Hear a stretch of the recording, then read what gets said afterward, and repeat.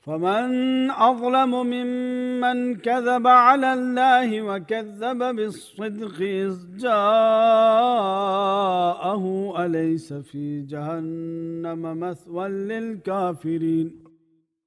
والذي جاء بالصدق وصدق به أولئك هم المتقون لهم ما يشاءون عند ربهم ذلك جزاء المحسنين ليكفر الله عنهم أسوأ الذي عملوا ويجزيهم أجرهم بأحسن الذي كانوا يعملون أليس الله بكاف عبده ويخوفونك بالذين من دونه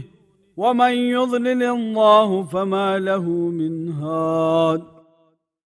ومن يهد الله فما له من مضل أليس الله بعزيز ذي انتقام ولئن سألتهم من خلق السماوات والأرض ليقولن الله قل أفرأيتم ما تدعون من دون الله إن أرادني الله بضر هل هن كاشفات ضره أو أرادني برحمة هل هن ممسكات رحمته قل حسبي الله عليه يتوكل المتوكلون قل يا قوم اعملوا على مكانتكم إني عامل فسوف تعلمون من يأتيه عذاب يخزيه ويحل عليه عذاب مقيم إنا أنزلنا عليك الكتاب للناس بالحق فمن اهتدى فلنفسه ومن ضل فإنما يضل عليها وما أنت عليهم بوكيل الله يتوفى الأنفس حين موتها والتي لم تمت في منامها فيمسك التي قضى عليها الموت ويرسل الأخرى إلى أجل مسمى إن في ذلك لآيات لقوم يتفكرون أم اتخذوا من دون الله شفعاء قل أولو كانوا لا يملكون شيئا ولا يعقلون قل الله الشفاعة جميعا له ملك السماوات والأرض ثم إليه ترجعون وإذا ذكر الله وحده اشمأزت قلوب الذين لا يؤمنون بالآخرة وإذا ذكر الذين من دونه إذا هم يستبشرون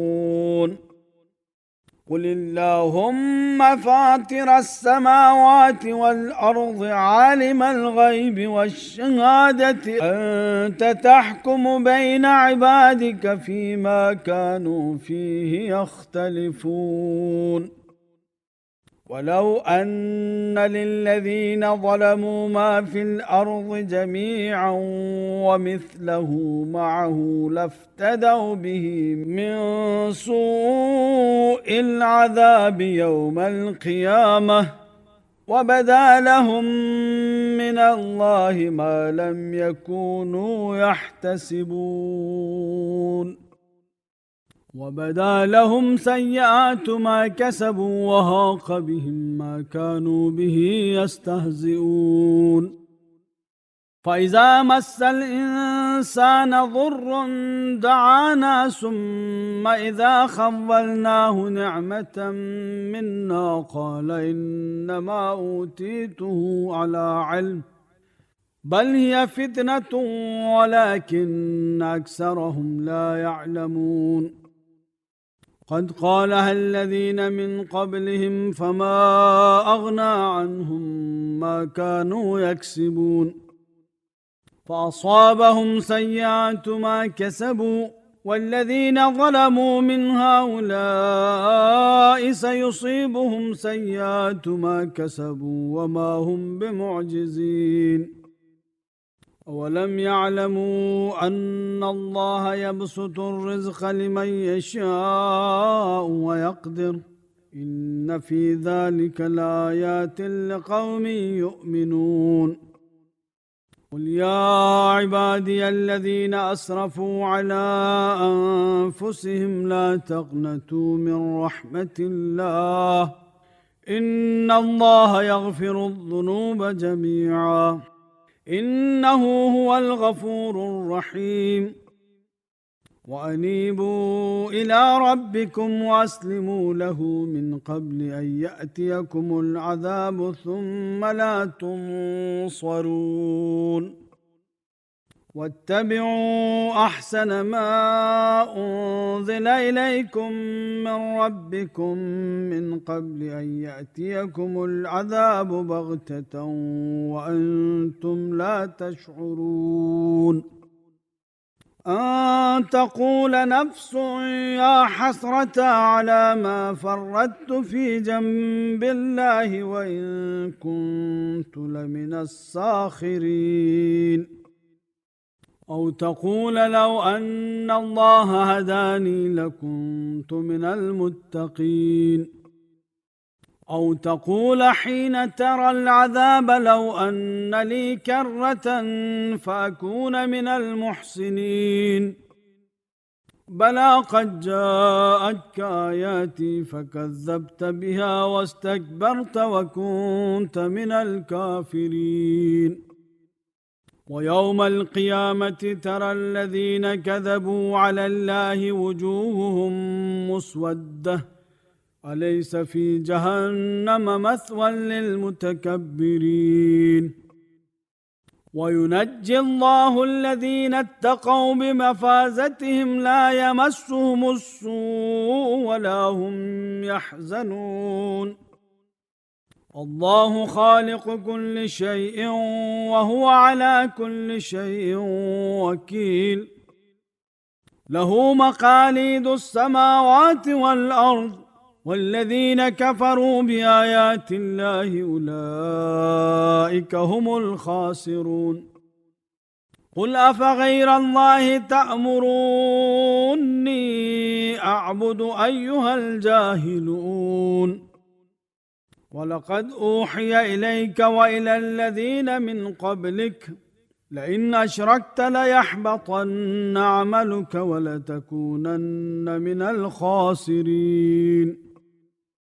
بل الله فاعبد وكن من الشاكرين وما قدروا الله حق قدره والأرض جميعا قبضته يوم القيامة والسماوات مطويات بيمينه سبحانه وتعالى عما يشركون ونفخ في الصور فصعق من في السماوات ومن في الأرض إلا من شاء الله ثم نفخ فيه أخرى فإذا هم قيام ينظرون وأشرقت الأرض بنور ربها ووضع الكتاب وجيء بالنبيين والشهداء وقضي بينهم بالحق وهم لا يظلمون ووفيت كل نفس ما عملت وهو أعلم بما يفعلون وسيق الذين كفروا إلى جهنم زمرا حتى إذا جاءوها فتحت أبوابها وقال لهم خزنتها ألم يأتكم رسل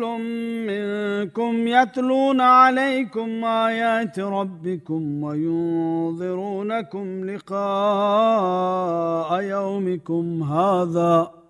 قالوا بلى ولكن حقت كلمة العذاب على الكافرين قيل ادخلوا أبواب جهنم خالدين فيها فبئس مثوى المتكبرين وسيق الذين اتقوا ربهم إلى الجنة زمرا حتى إذا جاءوها وفتحت أبوابها وقال لهم خزنتها سلام عليكم طبتم فادخلوها خالدين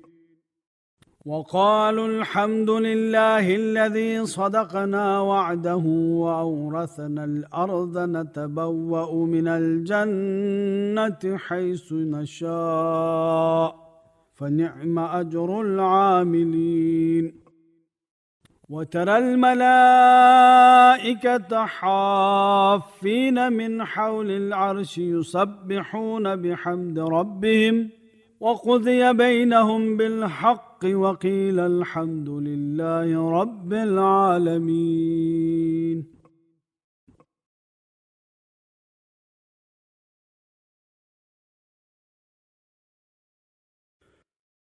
بسم الله الرحمن الرحيم. حاميم. تنزيل الكتاب من الله العزيز العليم غافر الذنب وقابل التوب الشديد العقاب ذي الطول لا إله إلا هو إليه المصير. ما يجادل في آيات الله إلا الذين كفروا فلا يغررك تقلبهم في البلاد كذبت قبلهم قوم نوح والأحزاب من بعدهم وهمت كل أمة برسولهم ليأخذوه وجادلوا بالباطل ليدحضوا به الحق فأخذتهم فكيف كان عقاب. وكذلك حقت كلمة ربك على الذين كفروا أنهم أصحاب النار الذين يحملون العرش ومن حوله يسبحون بحمد ربهم ويؤمنون به ويستغفرون للذين آمنوا ربنا وسعت كل شيء رحمة وعلما فاغفر للذين تابوا واتبعوا سبيلك وقهم عذاب الجحيم. ربنا وأدخلهم جنات عدن التي وعدتهم ومن صلح من آبائهم وأزواجهم وذرياتهم إنك أنت العزيز الحكيم. وقهم السيئات ومن تق السيئات يومئذ فقد رحمته وذلك هو الفوز العظيم. إن الذين كفروا ينادون لمقت الله أكبر من مقتكم أنفسكم إذ تدعون إلى الإيمان فتكفرون قالوا ربنا أمتنا اثنتين وأحييتنا اثنتين فاعترفنا بذنوبنا فهل إلى خروج من سبيل ذلكم بأنه إذا دعي الله وحده كفرتم وإن يشرك به تؤمنوا فالحكم لله العلي الكبير، هو الذي يريكم آياته وينزل لكم من السماء رزقا وما يتذكر إلا من ينيب، فادعوا الله مخلصين له الدين ولو كره الكافرون. رفيع الدرجات ذو العرش يلقي الروح من أمره على من يشاء من عباده لينذر يوم التلاق، يوم هم بارزون لا يخفى على الله منهم شيء. لمن الملك اليوم؟ لله الواحد القهار. اليوم تجزى كل نفس بما كسبت لا ظلم اليوم إن الله سريع الحساب. وأنذرهم يوم الآزفة إذ القلوب لدى الحناجر كاظمين ما للظالمين من حميم ولا شفيع يطاع، يعلم خائنة الأعين وما تخفي الصدور، والله يقضي بالحق والذين يدعون من دونه لا يقضون بشيء إن الله هو السميع البصير. أولم يسيروا في الأرض فينظروا كيف كان عاقبة الذين كانوا من قبلهم كانوا هم أشد منهم قوة وآثارا في الأرض فأخذهم الله بذنوبهم وما كان لهم من الله من واق، ذلك بأنهم كانت تأتيهم رسلهم بالبينات فكفروا فأخذهم الله إنه قوي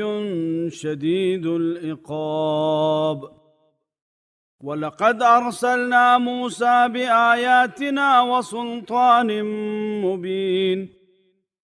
إلى فرعون وهامان وقارون فقالوا ساحر كذاب، فلما جاءهم بالحق من عندنا قالوا اقتلوا أبناء الذين آمنوا معه واستحيوا نساءهم وما كيد الكافرين إلا في ضلال. وقال فرعون ذروني أقتل موسى وليدع ربه إني أخاف أن يبدل دينكم أو أن يظهر في الأرض الفساد. وقال موسى إني عذت بربي وربكم من كل متكبر لا يؤمن بيوم الحساب. وقال رجل مؤمن من آل فرعون يكتم إيمانه أتقتلون رجلا أن يقول ربي الله وقد جاءكم بالبينات من ربكم وإن يك كاذبا فعليه كذبه وإن يك صادقا يصبكم بعض الذي يعدكم إن الله لا يهدي من هو مسرف كذاب. يا قوم لكم الملك اليوم ظاهرين في الأرض فمن ينصرنا من بأس الله إن جاءنا.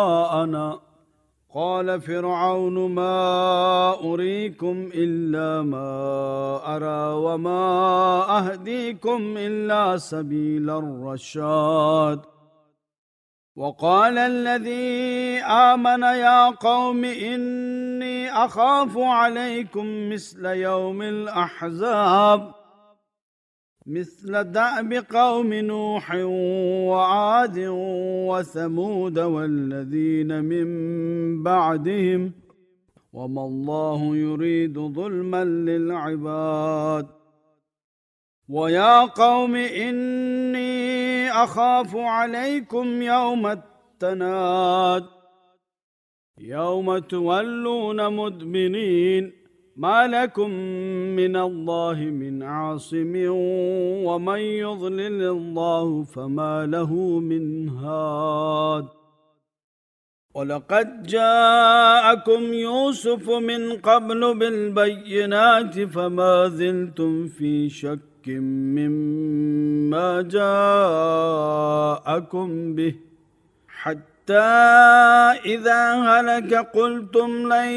يبعث الله من بعده رسولا كذلك يذل الله من هو مسرف مرتاب الذين يجادلون في آيات الله بغير سلطان أتاهم كبر مقتا عند الله وعند الذين آمنوا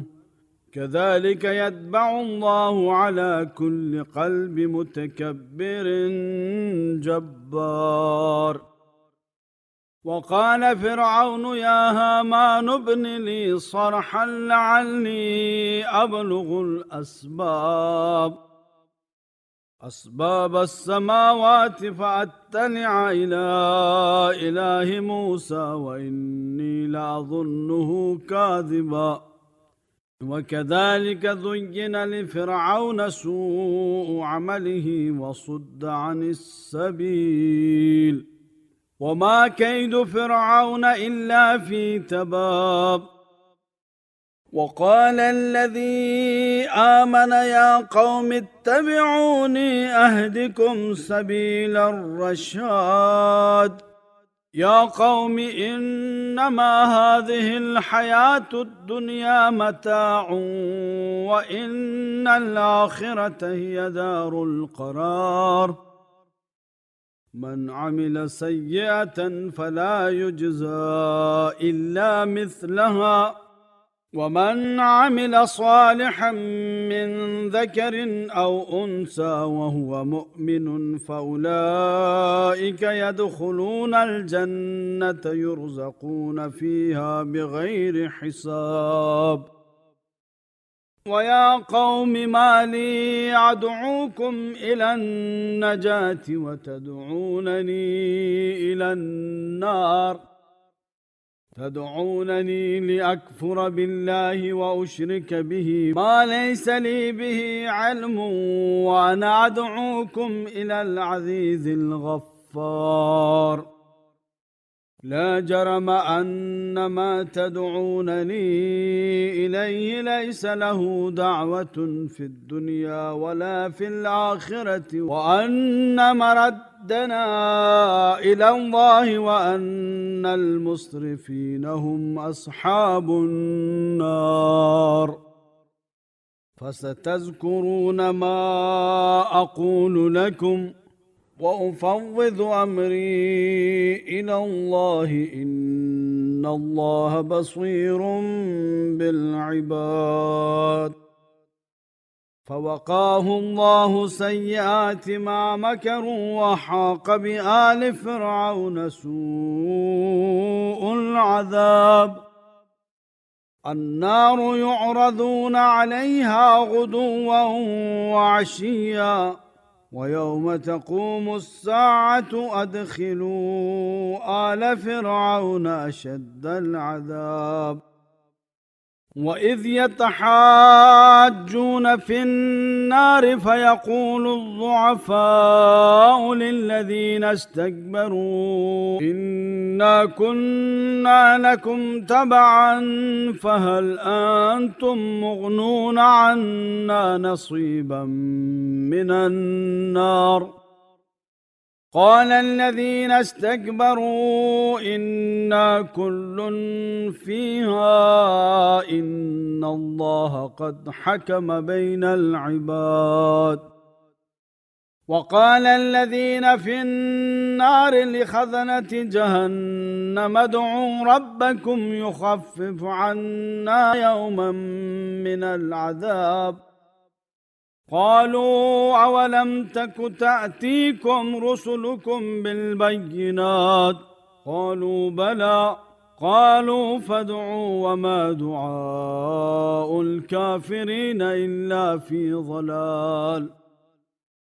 إنا لننصر رسلنا والذين آمنوا في الحياة الدنيا ويوم يقوم الأشهاد يوم لا ينفع الظالمين معذرتهم ولهم اللعنة ولهم سوء الدار. ولقد آتينا موسى الهدى وأورثنا بني إسرائيل الكتاب هدى وذكرى لأولي الألباب. فاصبر إن وعد الله حق واستغفر لذنبك وسبح بحمد ربك بالعشي والإبكار. إن الذين يجادلون في آيات الله بغير سلطان أتاهم إن في صدورهم إلا كبر ما هم ببالغيه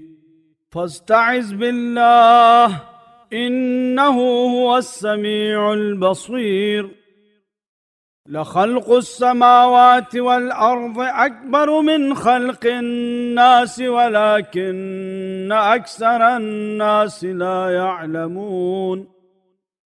وما يستوي الأعمى والبصير والذين آمنوا وعملوا الصالحات ولا المسيء قليلا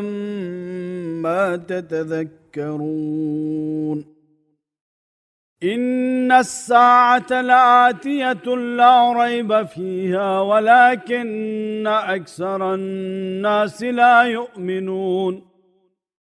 وقال ربكم ادعوني أستجب لكم إن الذين يستكبرون عن عبادتي سيدخلون جهنم داخرين. الله الذي جعل لكم الليل لتسكنوا فيه والنهار مبصرا إن الله لذو فضل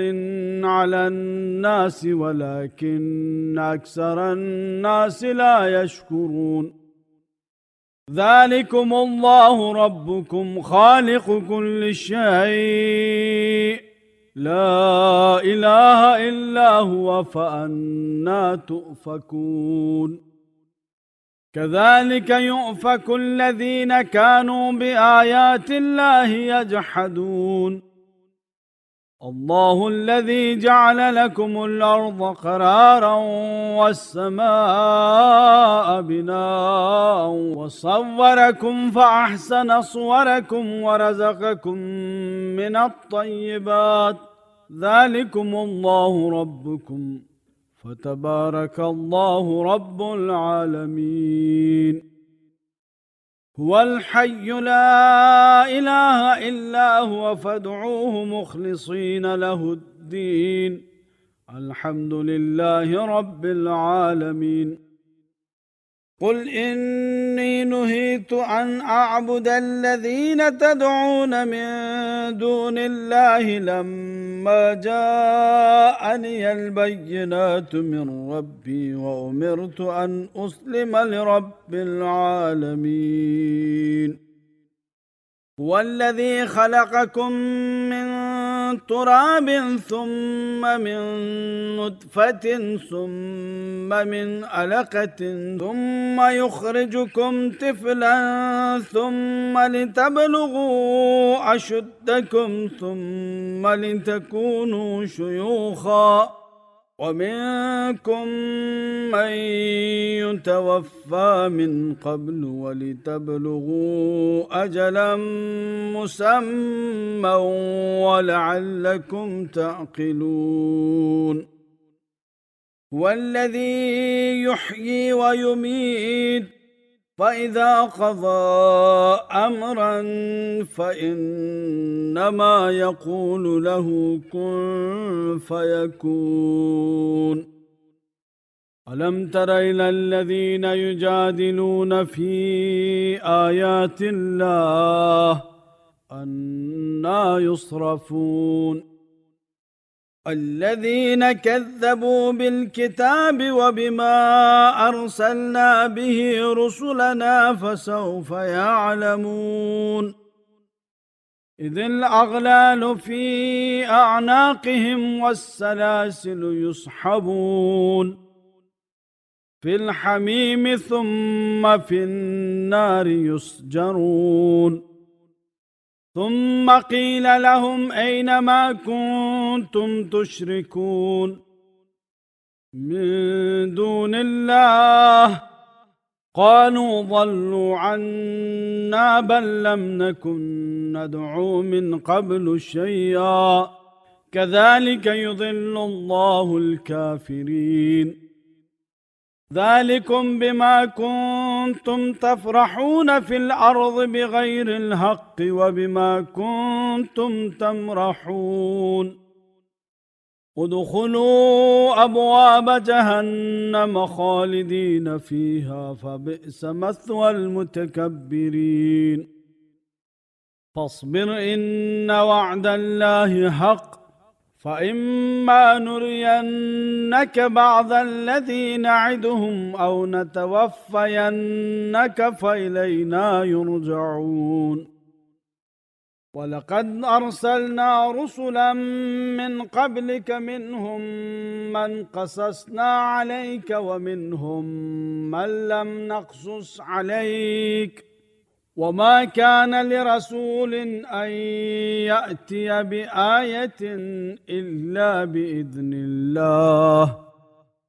فإذا جاء أمر الله قضي بالحق وخسر هنالك المبطلون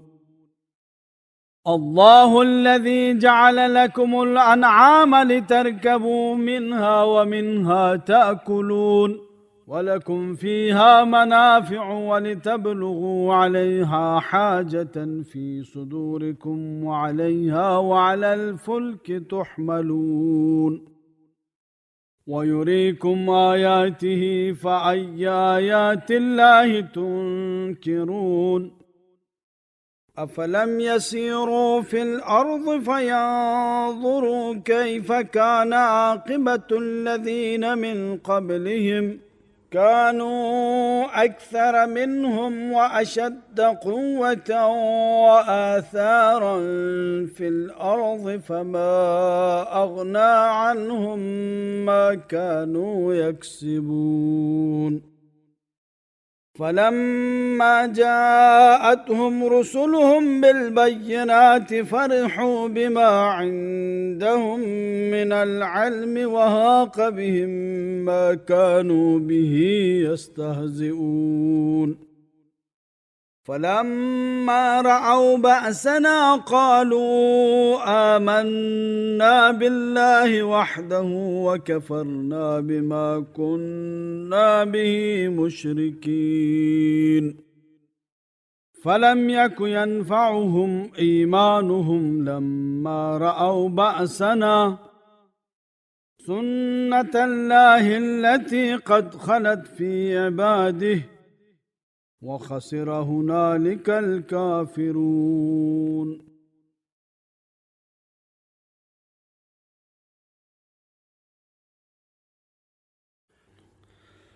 بسم الله الرحمن الرحيم حاميم تنزيل من الرحمن الرحيم كتاب فصلت آياته قرآنا عربيا لقوم يعلمون بشيرا ونذيرا فأعرض أكثرهم فهم لا يسمعون وقالوا قلوبنا في أكنة مما تدعونا إليه وفي آذاننا وقر ومن بيننا وبينك حجاب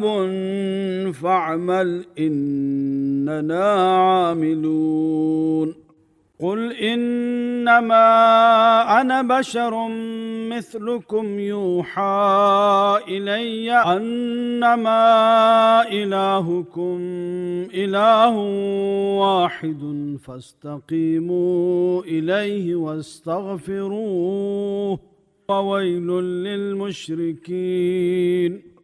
الذين لا يؤتون الزكاة وهم بالآخرة هم كافرون إن الذين آمنوا وعملوا الصالحات لهم أجر غير ممنون قل أئنكم لتكفرون بالذي خلق الأرض في يومين وتجعلون له أندادا ذلك رب العالمين وجعل فيها رواسي من فوقها وبارك فيها وقدر فيها أقواتها في 4 أيام سواء للسائلين ثم استوى إلى السماء وهي دخان فقال لها وللأرض ائتيا طوعا أو كرها قالتا أتينا طائعين فقضاهن 7 سماوات في يومين وأوحى في كل سماء أمرها وزينا السماء الدنيا بمصابيح وحفظا ذلك تقدير العزيز العليم فإن أعرضوا فقل أنذرتكم صاعقة مثل صاعقة عاد وثمود إذ جاءتهم الرسل من بين أيديهم ومن خلفهم ألا تعبدوا إلا الله قالوا لو شاء ربنا لأنزل ملائكة فإنا بما أرسلتم به كافرون فأما عاد فاستكبروا في الأرض بغير الحق وقالوا من أشد منا قوة أولم يروا أن الله الذي خلقهم هو أشد منهم قوة وكانوا بآياتنا يجحدون فأرسلنا عليهم ريحا صرصرا في أيام نحسات لنذيقهم عذاب الخزي في الحياة الدنيا ولعذاب الآخرة أخزى وهم لا ينصرون وأما ثمود فهديناهم فاستحبوا العمى على الهدى فأخذتهم صاعقة العذاب الهون بما كانوا يكسبون ونجينا الذين آمنوا وكانوا يتقون ويوم يحشر أعداء الله إلى النار فهم يوزعون حتى إذا ما جاءوها شهد عليهم سمعهم وأبصارهم وجلودهم بما كانوا يعملون وقالوا لجلودهم لم شهدتم علينا قالوا أنطقنا الله الذي أنطق كل شيء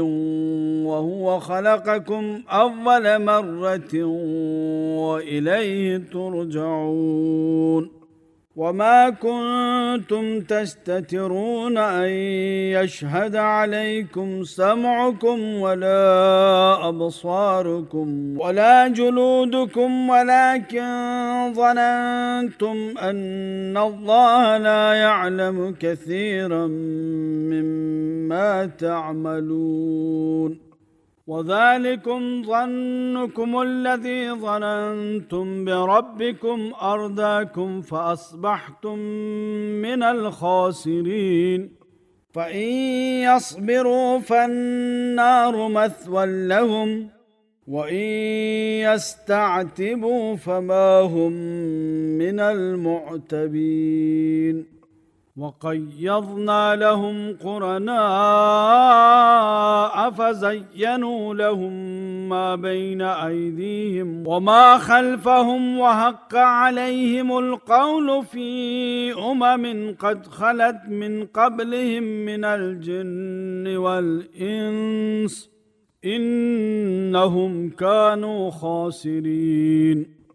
وقال الذين كفروا لا تسمعوا لهذا القرآن والغوا فيه لعلكم تغلبون فلنذيقن الذين كفروا عذابا شديدا ولنجزينهم أسوأ الذي كانوا يعملون ذلك جزاء أعداء الله النار لهم فيها دار الخلد جزاء بما كانوا بآياتنا يجحدون وقال الذين كفروا ربنا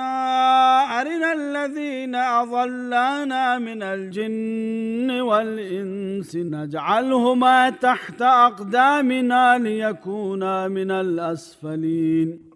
إن الذين قالوا ربنا الله ثم استقاموا تتنزل عليهم الملائكة ألا تخافوا ولا تحزنوا وأبشروا بالجنة التي كنتم توعدون نحن أولياؤكم في الحياة الدنيا وفي الآخرة ولكم فيها ما تشتهي أنفسكم ولكم فيها ما تدعون نزلا من غفور رحيم ومن أحسن قولا ممن دعا إلى الله وعمل صالحا وقال إنني من المسلمين ولا تستوي الحسنة ولا السيئة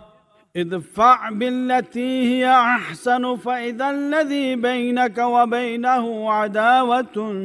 كأنه ولي حميم وما يلقاها إلا الذين صبروا وما يلقاها إلا ذو حظ عظيم وإما ينزغنك من الشيطان نزغ فاستعذ بالله إنه هو السميع العليم ومن آياته الليل والنهار والشمس والقمر لا تسجدوا للشمس ولا للقمر واسجدوا لله الذي خلقهن إن كنتم إياه تعبدون فإن استكبروا فالذين عند ربك يسبحون له بالليل والنهار وهم لا يسأمون ومن آياته أنك ترى الأرض خاشعة فإذا أنزلنا عليها الماء اهتزت وربت إن الذي أحياها لمحيي الموتى إنه على كل شيء قدير إن الذين يلحدون في آياتنا لا يخفون علينا أفمن يلقى في النار خير أم من يأتي آمنا يوم القيامة اعملوا ما شئتم إنه بما تعملون بصير إن الذين كفروا بالذكر لما جاءهم وإنه لكتاب عزيز لا يأتيه الباطل من بين يديه ولا من خلفه تنزيل من حكيم حميد ما يقال لك إلا ما قد قيل للرسل من قبلك إن ربك لذو مغفرة وذو عقاب أليم ولو جعلناه قرآنا أعجميا لقالوا لولا فصلت آياته أعجمي وعربي قل هو للذين آمنوا هدى وشفاء والذين لا يؤمنون في آذانهم وقر وهو عليهم عمى أولئك ينادون من مكان بعيد ولقد آتينا موسى الكتاب فاختلف فيه ولولا كلمة سبقت من ربك لقضي بينهم وإنهم لفي شك منه مريب من عمل صالحا فلنفسه ومن أساء فعليها وما ربك بظلام للعبيد